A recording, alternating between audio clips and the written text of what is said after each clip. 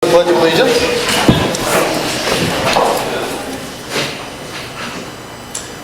I pledge allegiance to the flag of the United States of America and to the republic for which it stands, one nation, under God, indivisible, with liberty and justice for all. Thank you. All right, we have a fairly light agenda tonight. Let's dive in. The first item is the approval of tonight's agenda, so I need a motion to approve tonight's agenda as presented.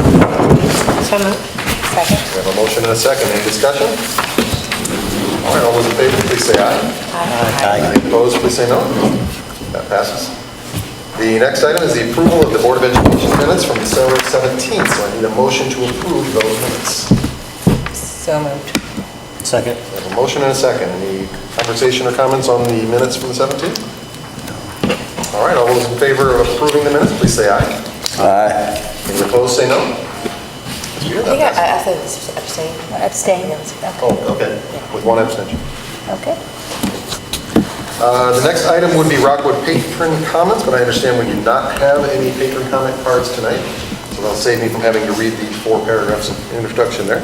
We'll go right to the Superintendent and Board Comments and turn it over to Dr. Knost.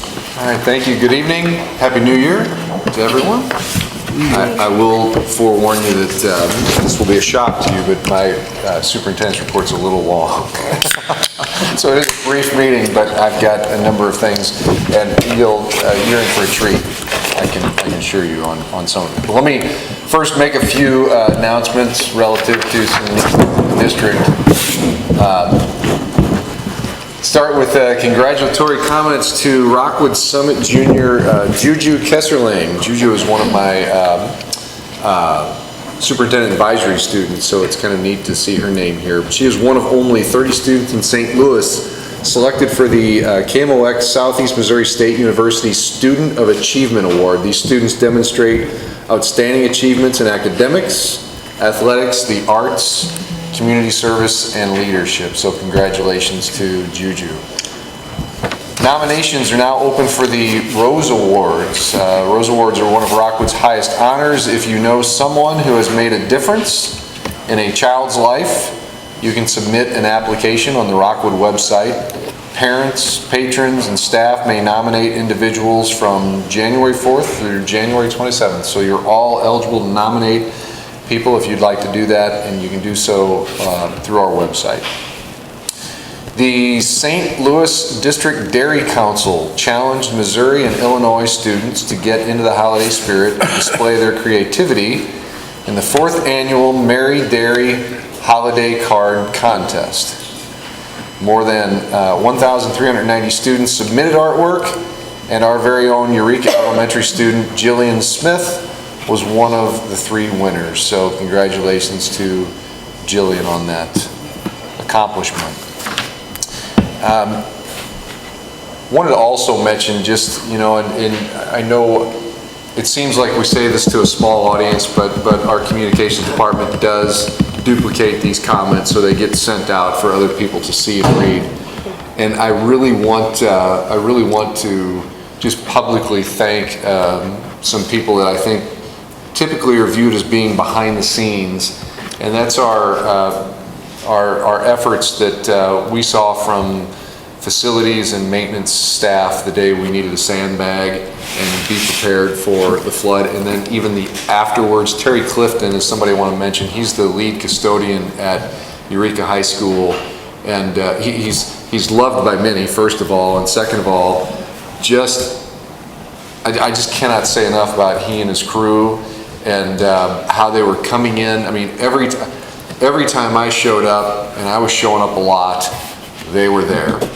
And just doing yeoman's work, whatever we needed them to do.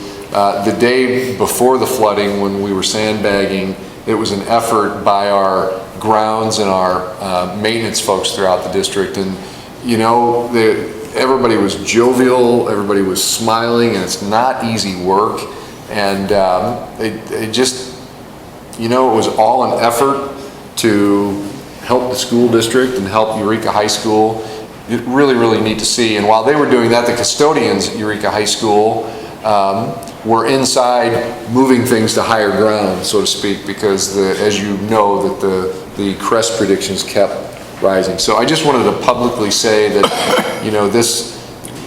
these are folks that make up employee groups that are really behind the scenes, and they're not put out there in front to pat on the back and congratulate all that often. And I just encourage you, and it doesn't matter where you're at, but if you see a custodian or a maintenance worker or a grounds worker or any of our folks, pat them on the back, thank them for the hard work that they do. They really make our district strong in their own special way, and they just have been invaluable over the last week. And nobody's doing a news report about them, and that's kind of a shame, because they're more valuable in protecting us than anybody's giving them credit for. So I just wanted to publicly state that, and thank you for listening. Next, a little bit of an exciting thing.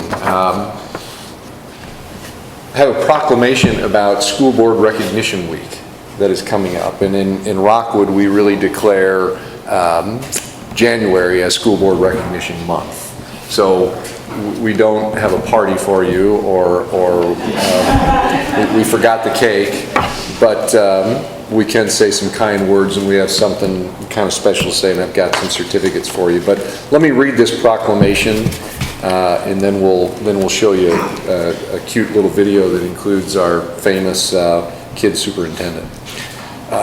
Whereas a system of quality public education is essential to the future of our state and nation, and whereas the people of Missouri have a long tradition of support for public education in their local school districts, and whereas local school boards are the ultimate expression of the unique American institution of representative governance of public school districts, and whereas local school boards acting on behalf of and in close connection with the people of their communities chart the direction of education in their communities, and whereas local school boards serve as the key community advocate for children, youth, and the public schools, now therefore I, Jeremiah W.J. Nixon, Governor of the State of Missouri, do hereby proclaim January 24th through the 30th, 2016 to be School Board Recognition Week in Missouri, and urge all Missourians to recognize school boards as they strive with their communities to improve our public schools throughout quality leadership.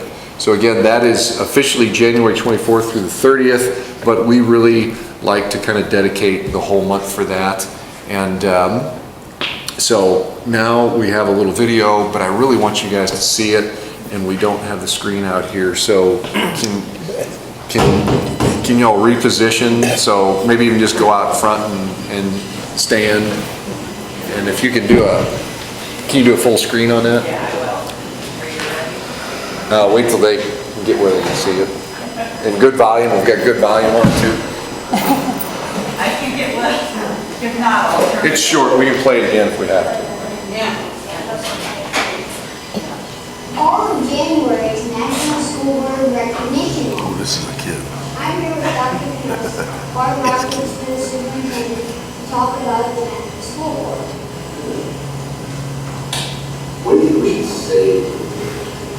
Spend a lot of hours governing the school district. Thank you for everything you've done. You know that in reality, now that you've chosen the kid superintendent, the Board of Education is like the boss.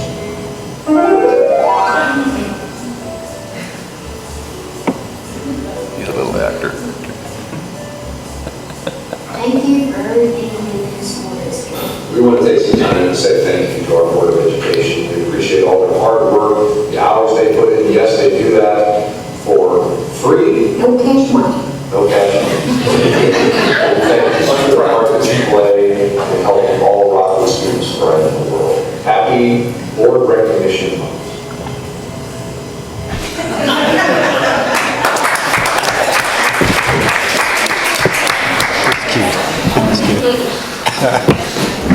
We will officially post that on social media tonight, and his videos always go viral, so it's kind of cool. And they're going to continue to go more and more viral, and we think at some point in time, Are you sure you should be stroking that ego anymore?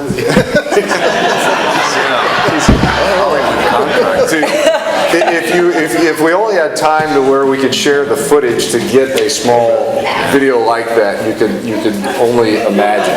So, all right, we have a nice certificate that I'd like to share with all of you for your hard work and dedication.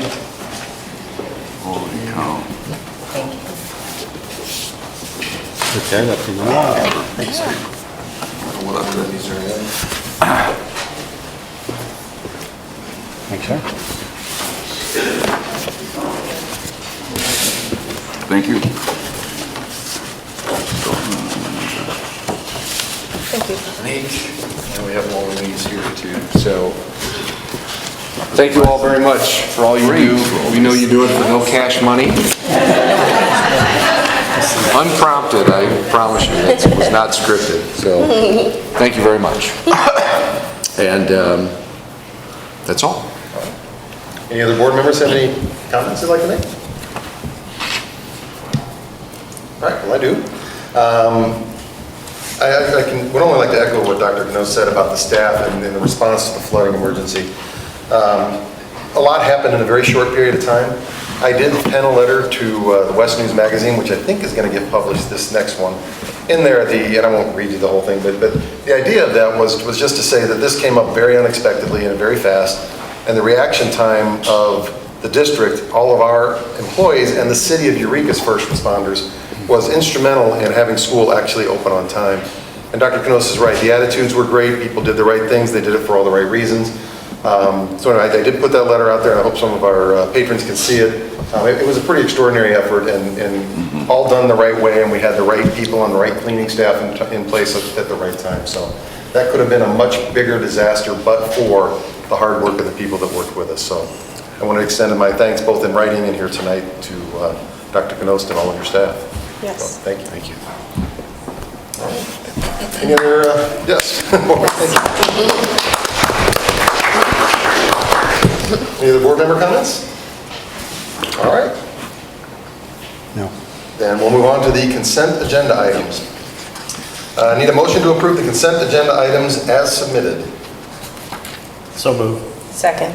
A motion and a second. Any conversation or questions about the consent agenda items? I do have some. Okay. Each time we have the consent agenda, there's always something on it, charitable contributions. And I think it's always important to point out those contributions because you don't see them unless you're actually looking for contributions. We have 4 this board meeting, which are outstanding.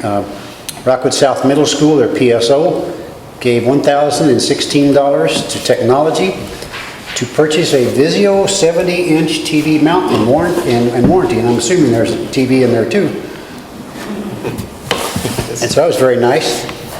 Donation from Stanton Elementary.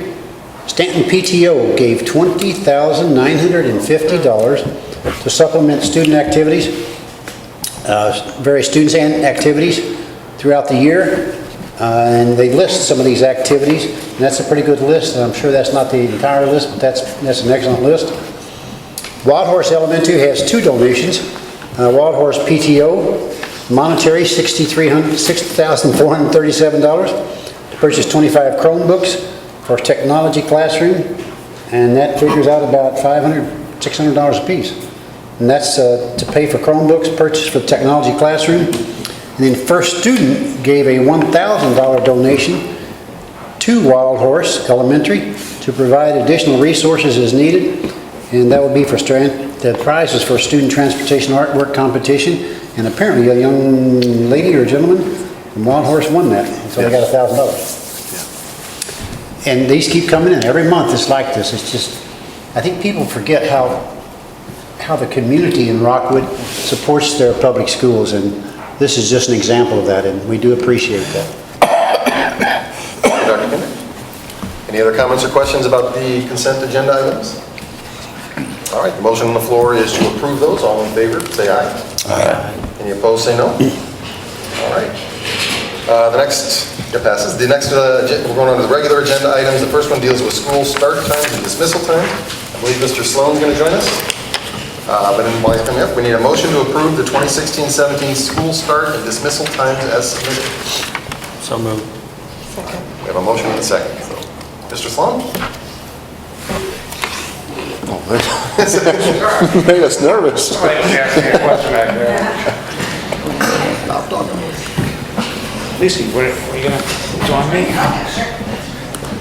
Yeah, each year we reissue this calendar, and it really is based upon other calendars in the district that have been issued for various purposes, some of the professional development calendars, those types of things.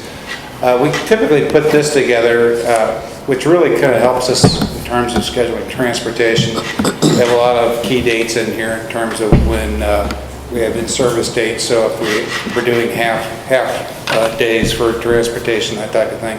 So that's kind of the purpose of it. I think one of the reasons we didn't put this on just the straight consent agenda is the fact that these in-service dates or the start and dismissal times have been around for quite some time, probably, we're not sure, right? Probably 20 years or so.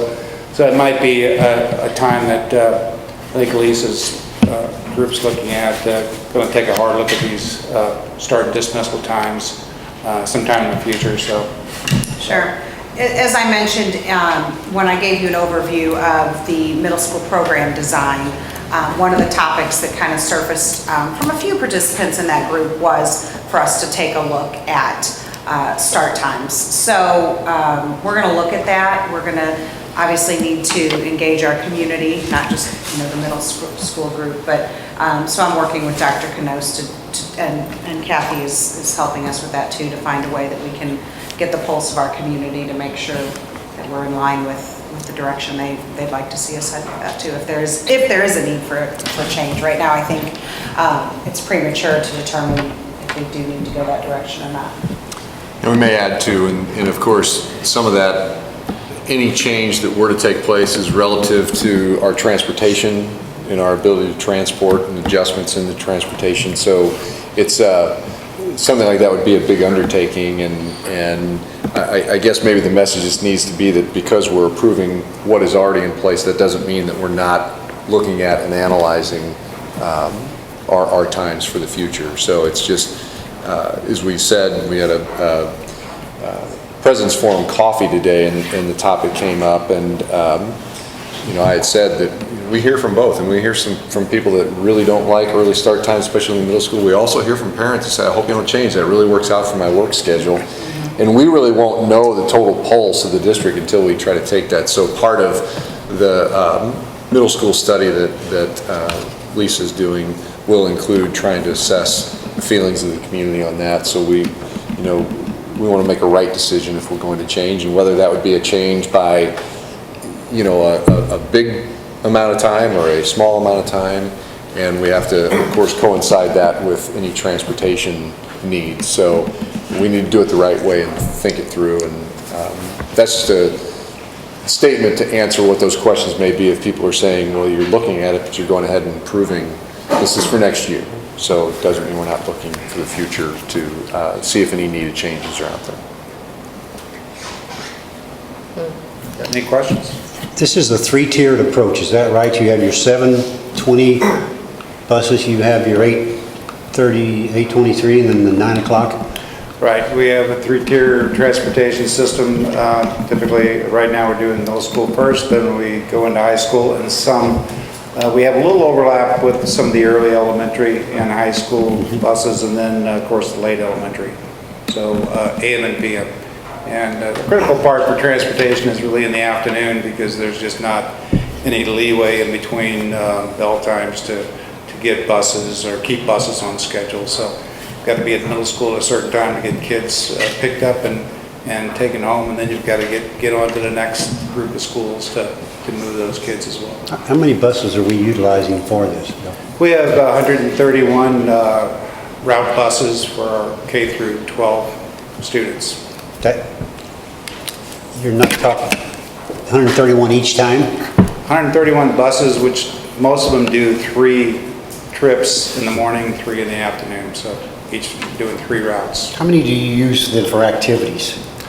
Activities, really in terms of after-school activities that are regularly scheduled, we don't have any activity buses for that purpose. Now for transporting for sports trips, other kinds of trips like that. That can vary, sometimes up to 25 buses a day to do that kind of thing. Thank you.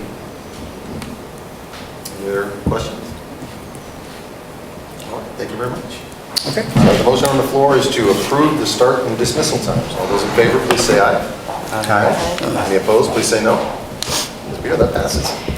The next item is the Mobile Intervention Center. This is informational only. We do not need a motion for it. I guess it says that Bob Deneau. Great, come on. Pull up some extra chairs if you can. Okay. You guys can sit. Okay.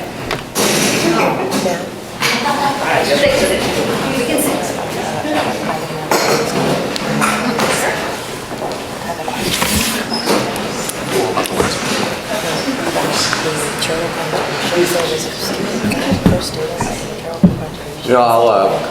Before you guys get started, just a reminder that you obviously can't pull up and miss the RV out there that says science, but I think it's just such a cool thing that the original science RV, was part of a grant that went away quite a long time ago, and the RV was sitting, and every time Karen and I had a meeting, I said, we got to figure something out with the RV. And I think the last time, Glenn, you were here doing a presentation, even though you've moved on to a different position, but I did credit you and your willingness to jump out there and look at this idea, and it's turned out to be a great thing.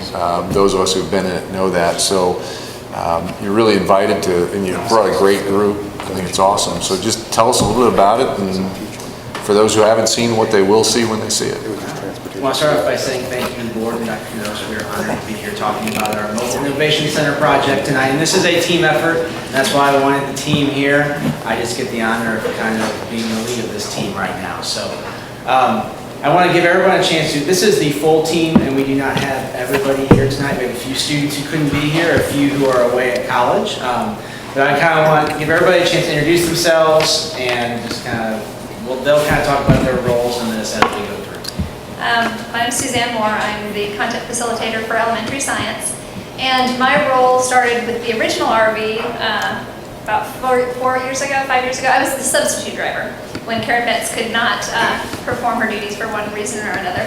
And that's how I initially got familiar with it. And so when we've now repurposed it, as the science facilitator, making sure that the content is age appropriate for the students that we have on board and that we're connecting to science in many ways, but also part of the demo team, the painting team, the floor team, all teams. So right now I work with Bob and we are teaching the lessons on the RV. My name is Glenn Hancock. I'm now the Director of Research Evaluation Assessment, and had the opportunity to begin working with everybody here and just watching how it's transformed over the years. It's been great. Bob, Suzanne, our students, Ms. Fowler have all done a great job working together to kind of make the idea that we started with a year ago a reality, and now they're already teaching lessons and just hearing the great things and opportunities the students have to experience them.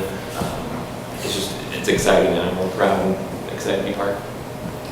Hi, I'm Callie McAndrew. I'm a senior at Lafayette High School. I was responsible for the design layout of the RV, so I used some of the skills I learned in my engineering classes to kind of design a layout that was fresh and looked nice and kind of allowed the students to use the RV in an optimal way. I'm Ryan Raybar. I'm also a senior at Lafayette High School. And like Callahan, we all use a lot of the tools we learned in our engineering classes. And I'm a part of the solar team, which is Aaron and Fiona as well. And we're working with the solar panels on the RV and use that to charge the iPads with tablets, Chromebooks, and computers that the kids will be using on the Innovation Center. So I'm Aaron Chang, and I'm a senior at Lafayette High School.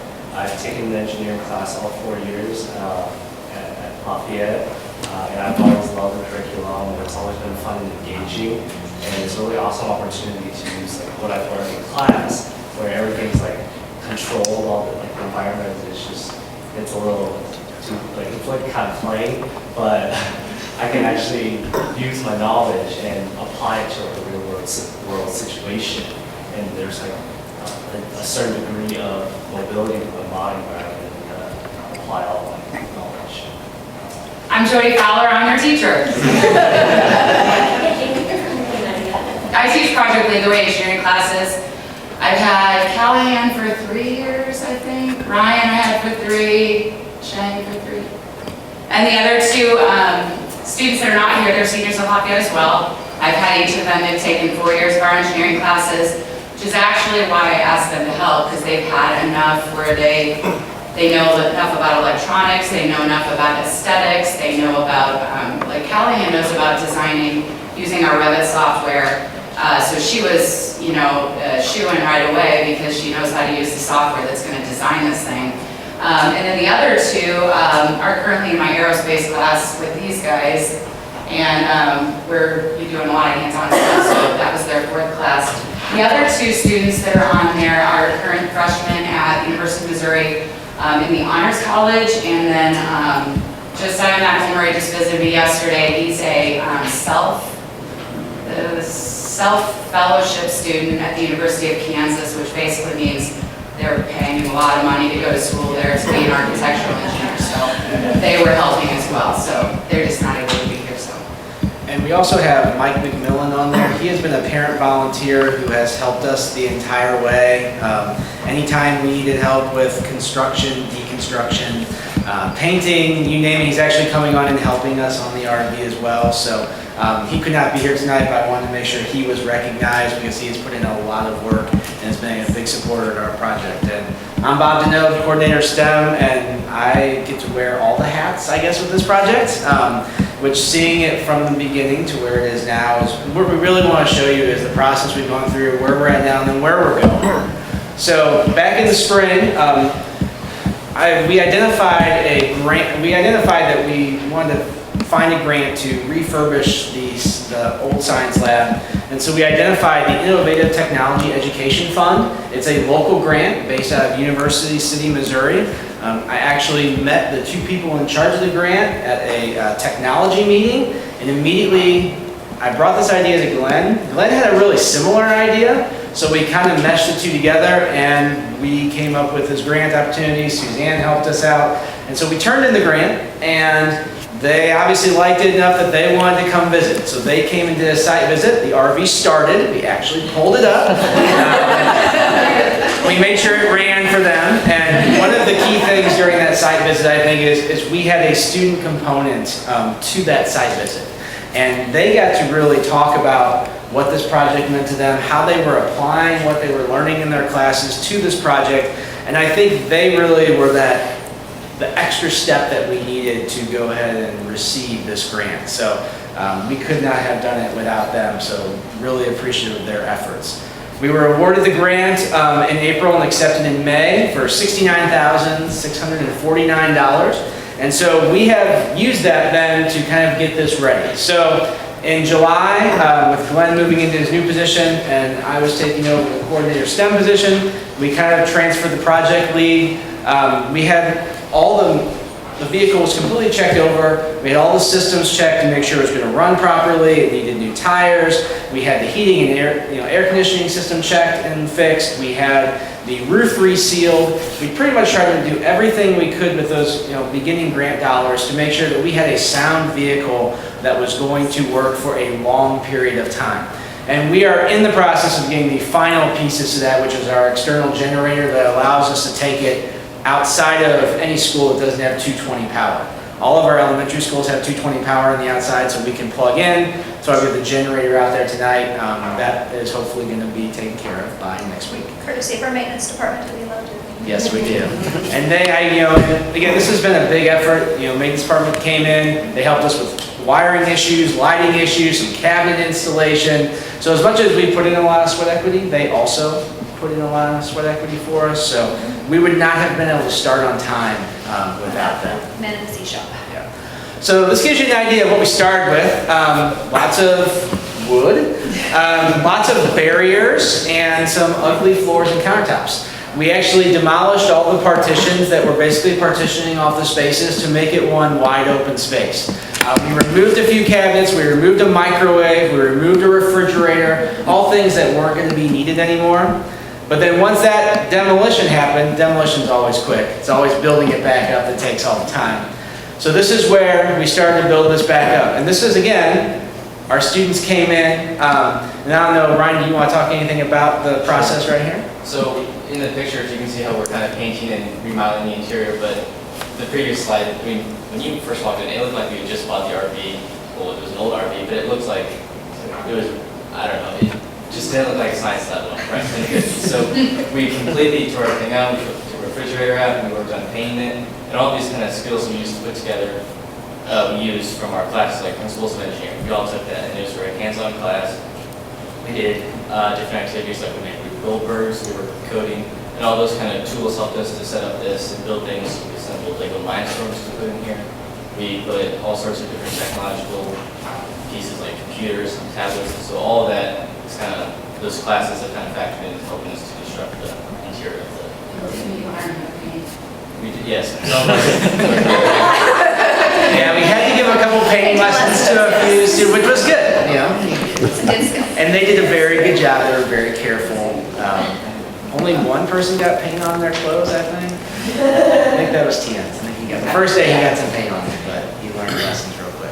So again, Callahan talked about she was the designer, and so this kind of gives you an idea of what that final design looked like. And you would kind of talk about the color scheme a little bit and why you came up with that? Yeah, definitely. So we wanted something that was going to be kind of fun and lighthearted for the kids, but also utilitarian. So we chose to paint the different sections, different colors to kind of give like separate workstations for the kids, maximize organization. You see, have a couple of cabinets below and above, make sure everything was very streamlined and just nice and organized.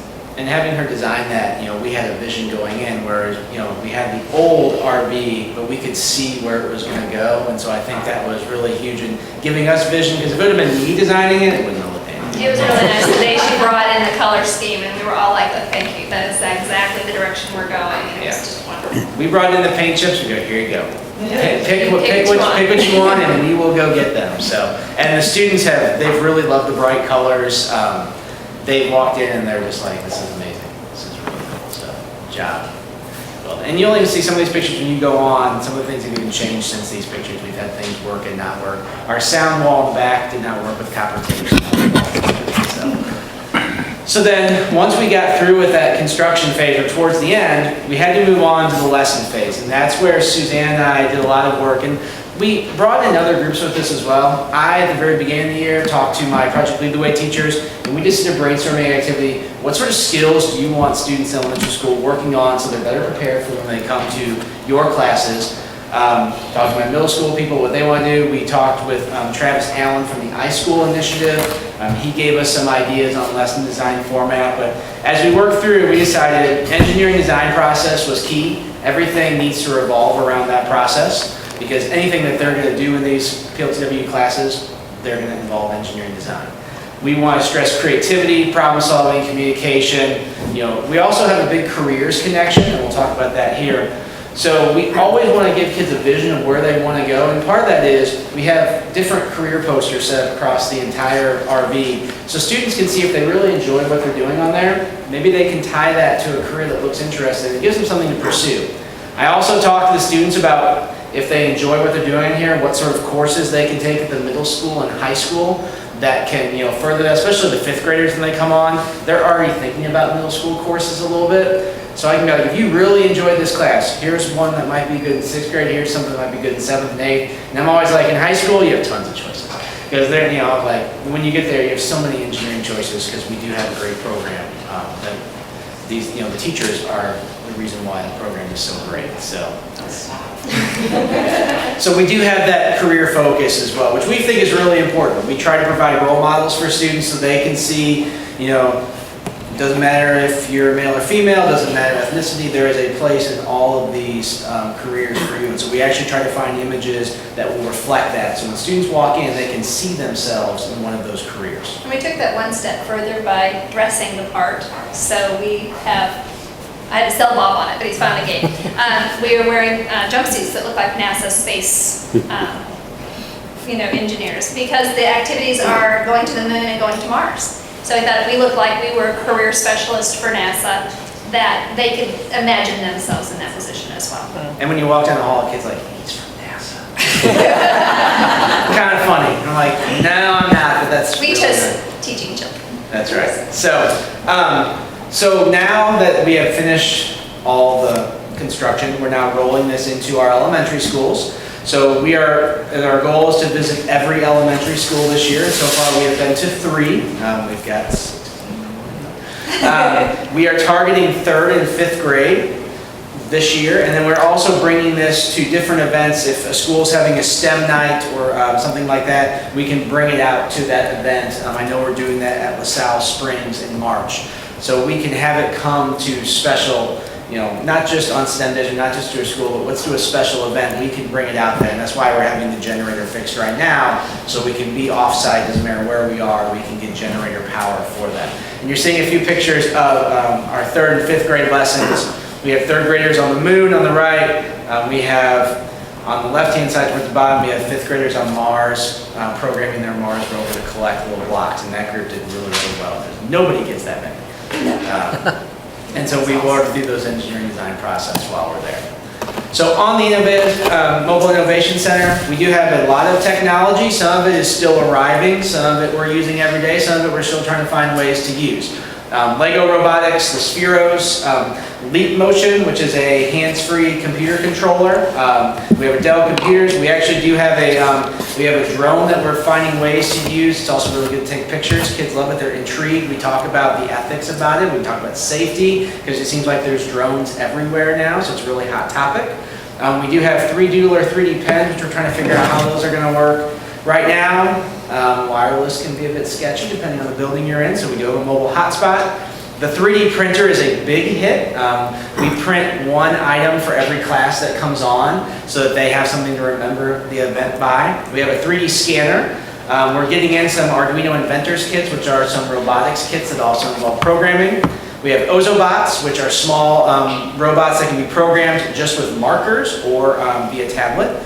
And we have Samsung Galaxy tablets on there, and then we have access to some 3D design software that is applicable for elementary school students. And so as we start to think about more lesson ideas, we'll incorporate more and more of this, but we have lots of technology to use. So really, now it's the point of, okay, let's talk about the future. Where do we go from here? So one of our projects that's not done is the solar panel project. So Aaron, I don't know if you want to talk a little bit about that project? So me, Greg, Tianz, and Ryan, we were designated on the solar team, and our job was to kind of design and implement a solar panels on top of the RV to charge the Galaxy tablets.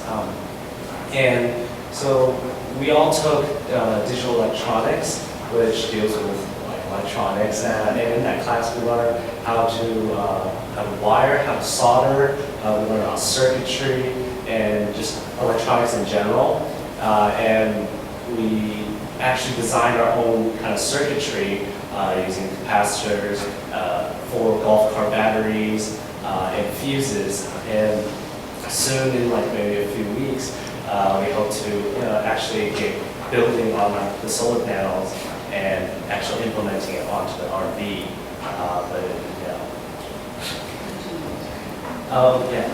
So we took our design to an electrical engineer and ran our idea through him and his expertise, and he approved of what we were planning to do. So hopefully all goes well. Yes, and we'll figure out how it's going to mount or how it's going to work when it's ready. We'll figure that's a problem, that's an engineering problem that we'll have to figure out together. So that's one of our ongoing projects. We're also, Suzanne and I are trying to come up with additional lessons. Right now we're using our core 2 lessons that for 3rd and 5th grade, but we eventually want to offer a menu of choices. So maybe you're studying electronics in class when you come to your building, maybe we'll do an electronics lesson. Maybe you do want to build in some programming. So we're working on developing some of those additional lessons, and lessons that take different time periods. Some that are longer, some that are shorter.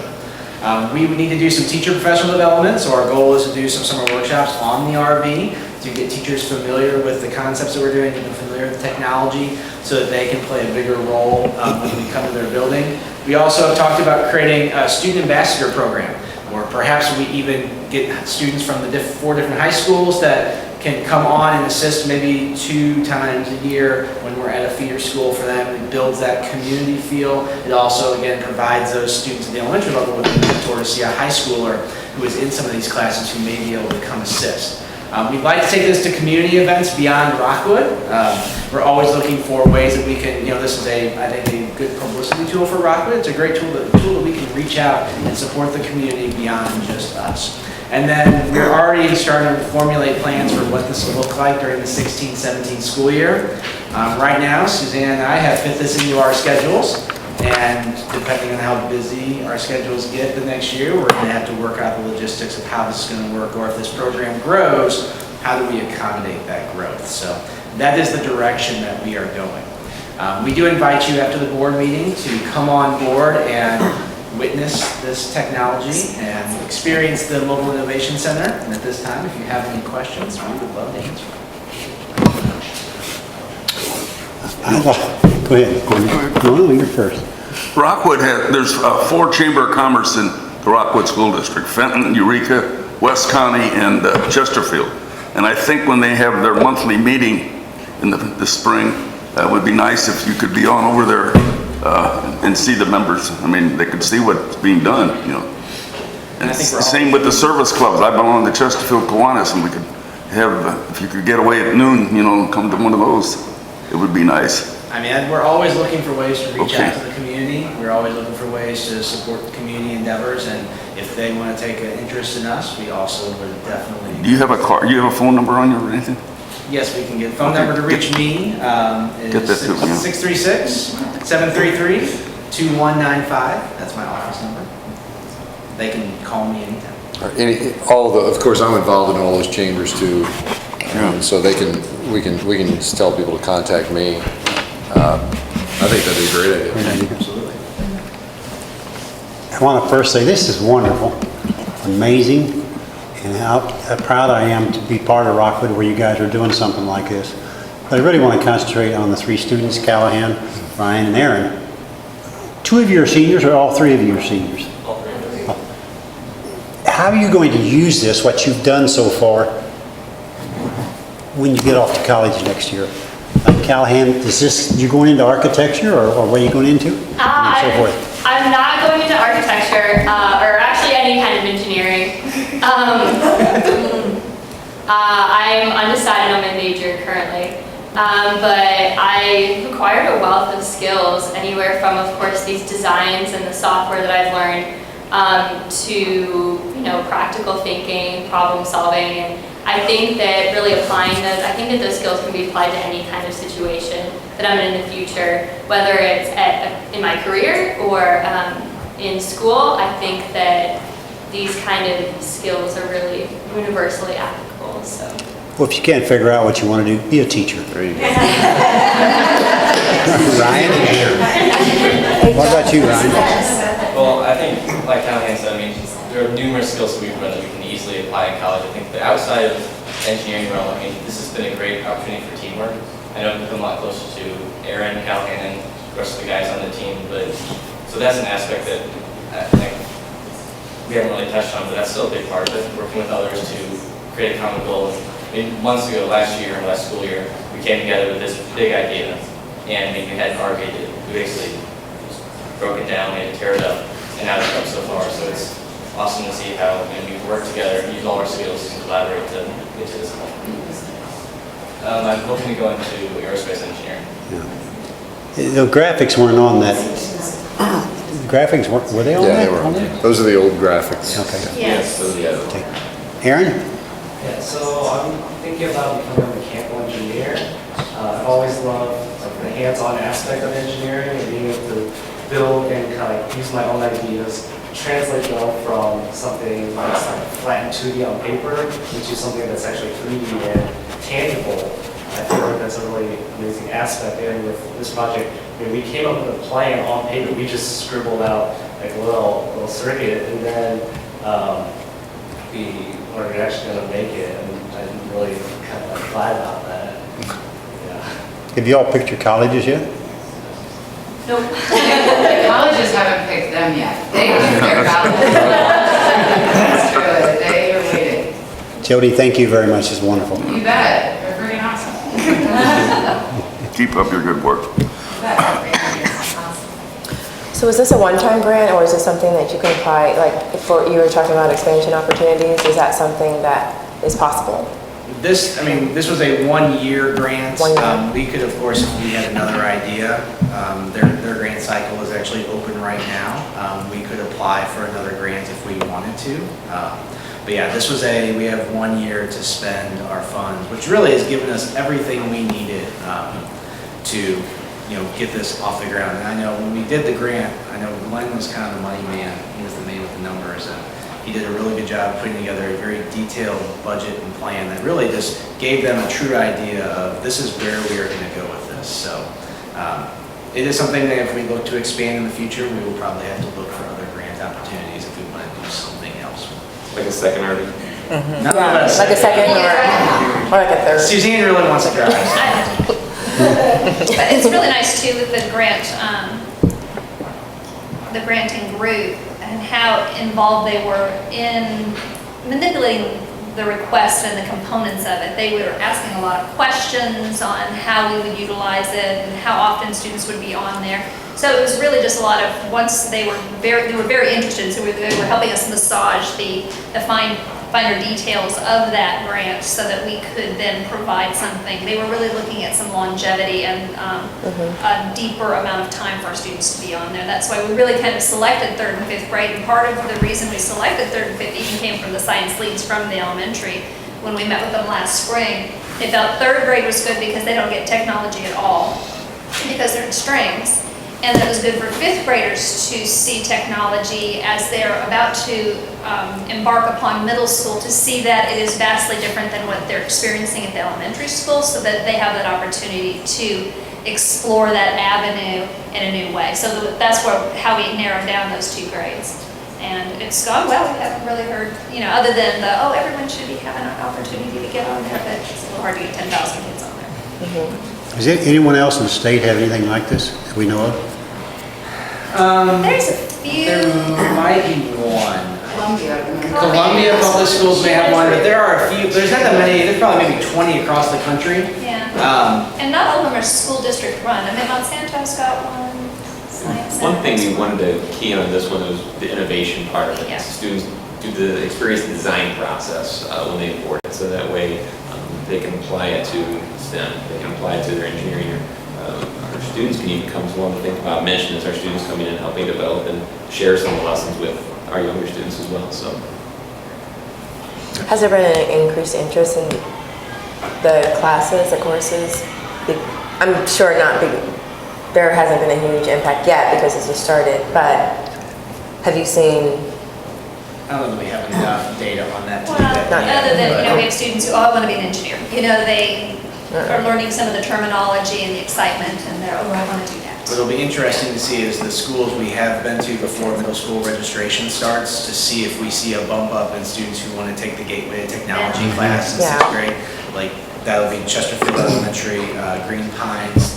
I know those 2, and Eureka, those are all 3 schools we've been on before the sign-up period. So I think we'll see Baldwin before the sign-up period. It'll be interesting to see at those buildings, looking at the middle schools they feed into, do we see an increase in the students who want to take that introductory class in 6th grade? But our classes just keep getting bigger. Yeah. Like, I think our first year in digital electronics, we had like 8 students. And so I've been teaching it now. This is my 6th year teaching that specific class. And I have 2 full classes of 24, and it's electronics, but it's a 3rd semester Purdue class. The class I teach, and they know they're going to get it 1 full year and now they get college credit through Missouri S&T for the intro class that they already learned in high school. So, and it's free. So it's like $100 to get that credit. But we're blowing up over Lafayette for sure. I'm sure the other high schools are as well. I'm not positive on that, but yeah, we have 3 full-time teachers, engineering mainly. So it's pretty amazing. I think the direct impact we'll see is hopefully with our 6th grade enrollments and start to inquire about some more of our gateway to technology classes. Oh, no, and then for sure. it trickles up. Does this lead the students from the traditional industrial tech courses, the robotics and so forth? Kind of, yeah. Like I think our woods and metals numbers have gone down just a little bit, but these classes are offered more throughout the day than woods and metals, so there's more teachers doing it. Is kind of, I think the kids are just really, they like computers, man, they like computers, and so they're all over the place, and so. Good, thanks. And we're one of few districts that keep woods and metals around. So I mean, that's a positive way to look at that. I mean, those opportunities are still there for students, and we'll keep them there for students as long as there's interest in them. But you know, the idea of dirty shops, so to speak, is just not something to see. And you know, we have them. So Yes. It's one of the neat things. Also, we have an engineering design and development class. It's the capstone course of our Project Lead the Way system. And in that course, they use some of those dirty shop skills in combination with the electronic skills, the digital electronics that they develop in other classes. So it's a nice fit. It really kind of embodies the whole STEM mentality of science, technology, engineering, and math working together. Is there anything more that can be done at the elementary level? I mean, I know they get to go in there and they get to interact with the devices and what have you, but as far as curriculum and what have you, there isn't really, you know, anything. Well, they do have the hour of code. Yeah, they have the hour of code. In this last school year, I worked with grade level teams to write STEM activities that interface with their current units of study. So every grade level now does have 3 solid STEM lessons that interface with their current units of study that they can implement. It's a little challenging with the new ELA program to make time for it, but a lot of them have realized that like on early release days, perfect days to do STEM. So we do see a lot more interest in teachers teaching STEM in the classrooms. It's just kind of a ground floor emergence, but that is really definitely becoming a much hotter topic in the buildings. And we're trying to build STEM capacity with teachers, especially at the elementary and middle school levels. We have teachers involved in the STEM Teacher Quality Institute through Washington University. And so they spend a year in a STEM program. There are 16 teachers, 12 of them elementary, 4 at the middle school. They spent 2 weeks at Washington University this summer, going through training on how to implement STEM into everyday classroom ideas, for example, into their English language arts, into science, into math. And then they have, once a month, they have some sort of activity where they meet together to, again, build more capacity, and we are looking for interest in year 2 of that, and we've already received interest from teachers. So I think there's interest from teachers who want to do more with STEM. One of the other projects I'm working on right now is trying to organize how we can get more programming into the elementary level. So right now what we're looking at is just starting with our technology classroom assistants. They currently teach keyboarding and digital citizenship. Could programming be a third component of that? So I am beginning to work with our instructional technology department to look at what would a curriculum look like, how would we implement that, how would we train those teachers that are teaching the technology class to implement a programming curriculum. And so we're looking at code.org, which is a nationally known and very reputable coding program that's used at K-5 that would actually be free to the district and not require us to buy any more technology than we already have. So I think we're looking to build more STEM capacity, and it's, you know, it's something every day, you know, what can we do more to engage students in STEM? What can we do to engage those engineering design skills? What can we do to get teachers involved to say, I really want to do this in my classroom? Let me ask one more question of the students. Do you see any of this tying into helping you on standardized tests, or what the Congress wants us to test everybody, or is it more of an excitement to go into those fields?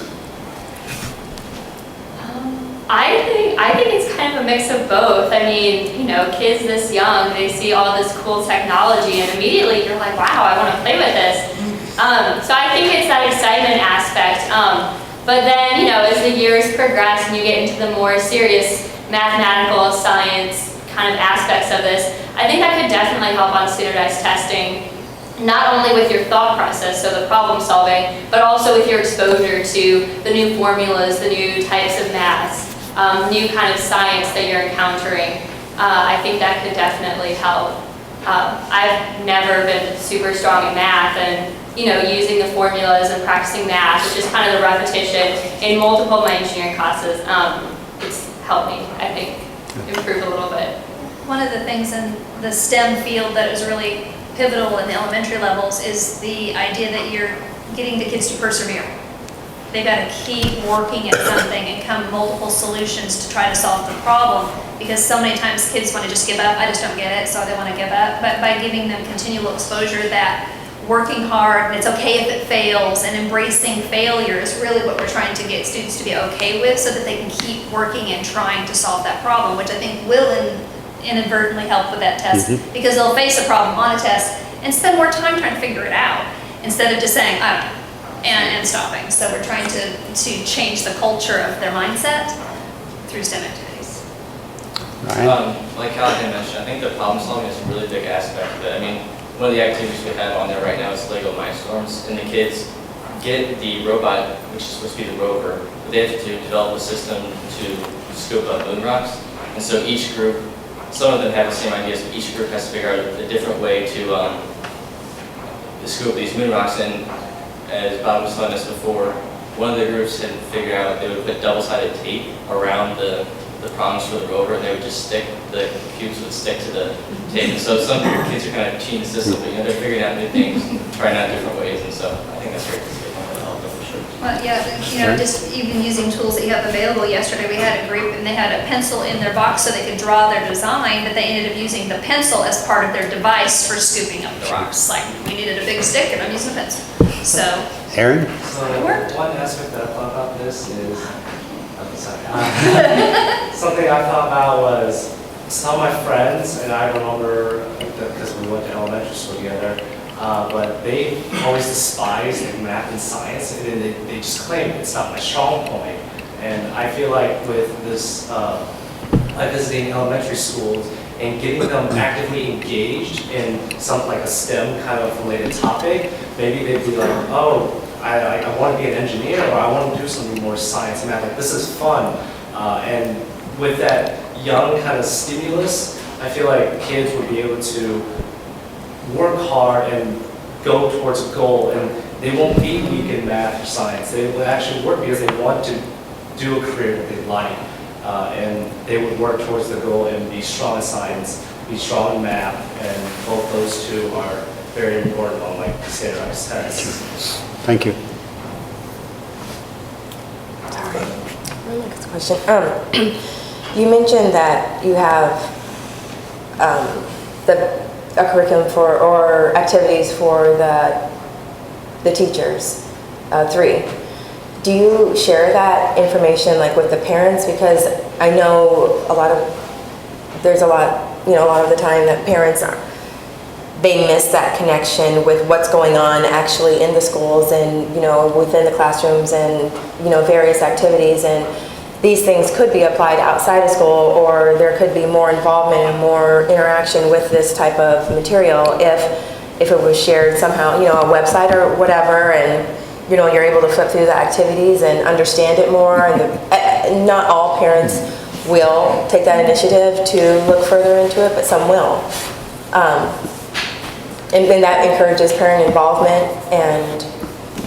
yeah, I think we're still somewhat in the infancy of this program, but I know that one of the things that when Glenn was in the position last year, we were trying to send out a STEM idea for the Thanksgiving break, or a STEM idea for the holidays, something that you could do. So we kind of started this opportunity to share out some ideas, and different schools are much, we have different schools in different places with this. We have some that have taken it by storm, and they independently are sending activities home. We had a teacher whose parents for Teacher Week gave her a box or something, so that she needed to STEMatize it. I mean, so the parents were giving things back to the teacher saying, well, you need to STEM this because you've been sending STEM things home with my child. So different levels are in different buildings, but it is growing. Sorry, this is like another, I don't know. I'm asking a lot of questions here. So like we have this app, the app that has everything in the world on it.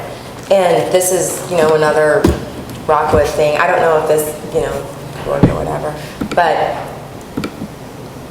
so that there's not that, disproportion, as far as this school gets it, this school doesn't, and it could be in one location, and it probably won't work, or maybe it could, but have one access point for everybody to retrieve that information and, maybe get an alert or not, this is, we were at your child's school today, here's some activities, or they can go on there anytime and see, but, depending, if they were depending solely on one school to receive that information, they might not get it. And those children, like she was saying, in Lafayette, they might thrive, but then other schools, they might be focusing on other things. And those children could have the same opportunity, but they're not receiving that information. And the schools, they have a lot on their plates and they're working on a lot, and so it is kind of falls on the parent to go out there and seek that information, but if there was another access point, possibly that could encourage. And I know for the Mobile Innovation Center, we're in the process, we have a website for it that is, it's new, it's mostly done, but we actually, the day after we go visit, we email a link to that to the teacher. And basically what it has is as additional resources. If a student really like this, here's some things they can research. Here might be some things that they may want to try. Here's a list of the different technologies we have in here, and here's what we did. Here's a list of the courses that go with it. Maybe we find a way to, that for this, for the Mobile Innovation Center, we can find a way to broadcast that out. But I think in general, we can talk about ways to how can we better showcase what we're doing. It's definitely something we can look at. Last thing, I'm sorry.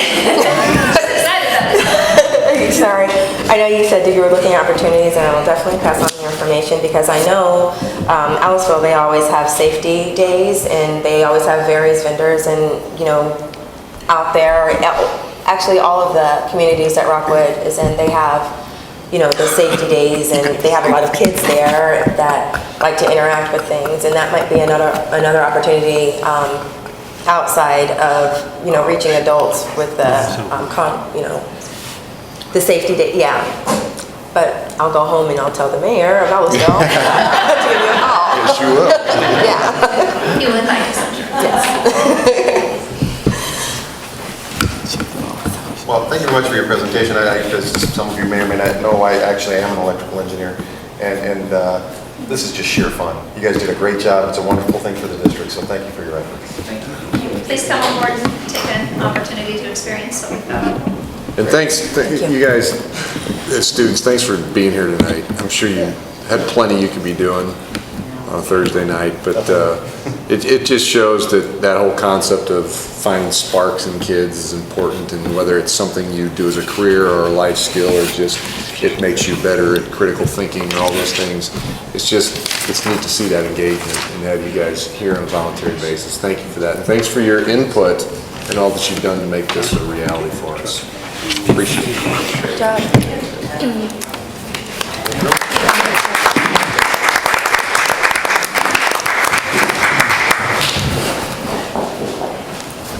All right, the next item on the agenda is the bond issue purchases and related contracts between $7,500 and $150,000. And our CFO, Mr. Rooney, and Mr. Friend are going to join us. So we need a motion to approve the bond issue purchases and related contracts, $7,500 to $150,000 as submitted. We have a motion? Second. And a second. Gentlemen, I think you just have one tonight. Yeah, good evening. Just have one item tonight. It's not quite as exciting as the science lab, but we are asking approval for some new shelving and some maintenance vans. So that's what we have. Earlier we had approval to purchase 3 new vehicles through the bond issue funding, and these are the associated shelves and ladder racks for those vehicles. Do we need somebody to design? Yeah, we need to color them up a little bit, get them a little brighter. You went with Napa, good company, lowest bid. So Local company. Do a lot of business with them with our snow plows, salt spreaders, truck equipment. Very good company, good equipment. Any questions or comments? You had to compete with a pretty heavy one. All right, unless there's any comments or questions, the motion is to approve those bond issue purchase, that bond issue purchase one thing. All those in favor, please say aye. Aye. Any opposed, please say no. That passes. Thank you. Let's see, one more item tonight, the proposed agenda for the January meeting. I don't think everybody has to kind of pull it up in front of them for the January 21st meeting, so 2 weeks from tonight. I don't know if there's,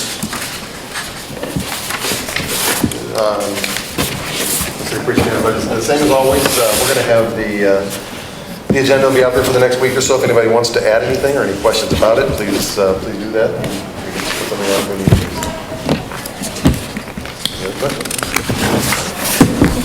Is there anything to address under future agenda presentations and events to attend? There enough. Are there any other final new business items anybody would like to bring up? All right, then we will adjourn. Thank you all very much.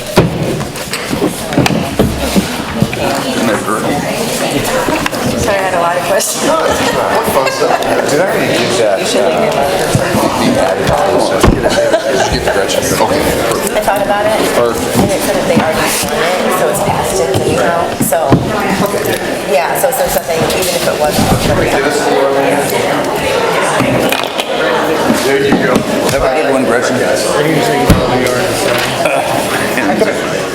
I always have good ideas.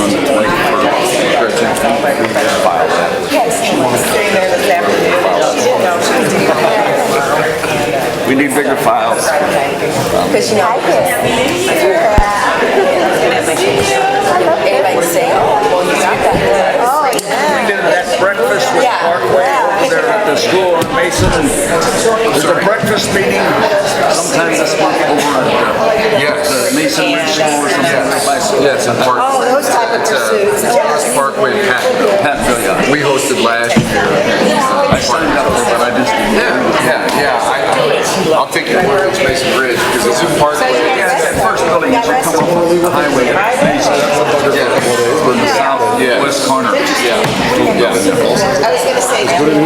Yeah, last year we had really good attendance from our